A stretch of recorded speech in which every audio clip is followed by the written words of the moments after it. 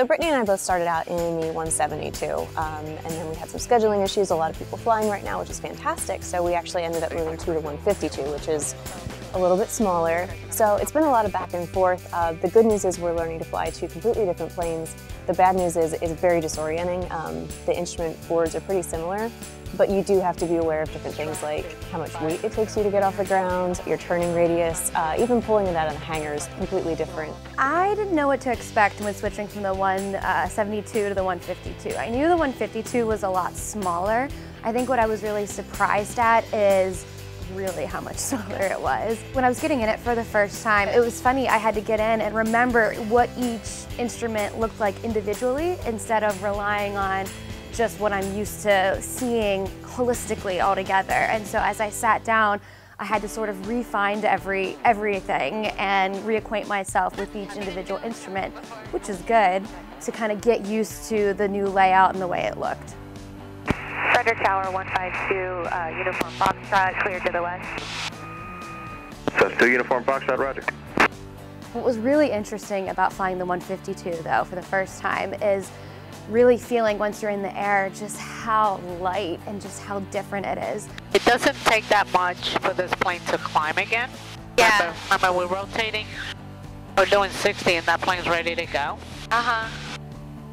That if you flare and you just get a little bit carried away with back pressure, the plane's climbing again. Right, I need to get used to, I'm used to having to, I feel like Uniform Charlie, I like really have to pull. Exactly, so this is so light. That I'm pulling too hard. Yep. We spend a lot of time practicing stalls. First and foremost, safety. Of course, safety first and then teamwork, right? But you always practice stalls at a pretty high altitude, so we usually do it at about 3,000 feet. So if you're new to flying, most stalls can occur and do occur when you're taking off or landing, and that's just because you're putting different pressure on the plane, you're increasing your airspeed, you're trying to get it to a certain amount.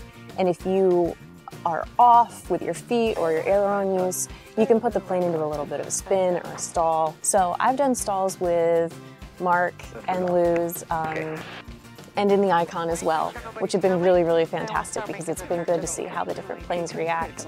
But I think the more that you practice, the better because you know what to avoid.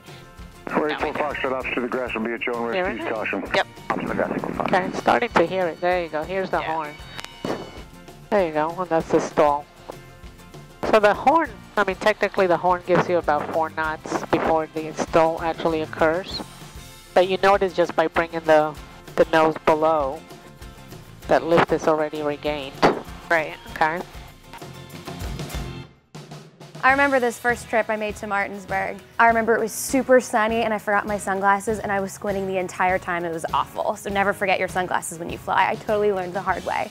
So once we got to Martinsburg, we got there to do a lot of traffic pattern. When I say traffic pattern, I'm really referring to when you take off and you go around and land. We'll do 10 of those in a lesson. You're just constantly making that loop, and that's how you can perfect a couple different things. Your radio communications, your takeoffs, and you're managing altitude, your turns, and of course your landings. So I was really happy with this overall trip because it seemed like I was just nailing everything. Don't fixate, look all the way at the end.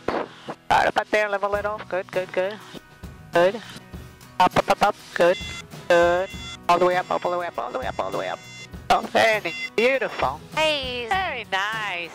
Woo! And so I was getting maybe a little overconfident, and there was a really bad crosswind that came towards the end of when we were doing our pattern work that I wasn't really paying attention to. And Luz had me, after I took off, she told me to kind of turn around and look and see where I was in relation to the runway, and I totally was off, like way off to the side, and I didn't even realize it, and that's all because of that wind. Mark, Tower Cessna 152, Uniform Foxtrot. Is this left traffic or right traffic? Uniform Fox, make left traffic, report to base. 2 Uniform Foxtrot, left traffic, reporting to base. Okay. So he wants us to report base? Yeah, so we won't bother with the downwind, we'll just keep going. So the pattern here is, what did I say, 1600, right? Yeah. Okay. So we don't have, actually I'm going to hold the plane for 1 second. I want you to turn around and look at the runway. Look where the runway is.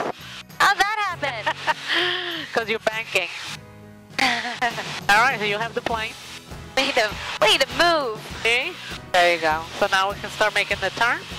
And so we got to touch on the end of this lesson a little bit of how to correct for that and how to make sure, you know, you don't do that. And so it was really cool to do that. It was interesting to see how you can take off going straight, but you just, you know, turn the yoke a little bit and you can manage to get through that crosswind without going off to the side.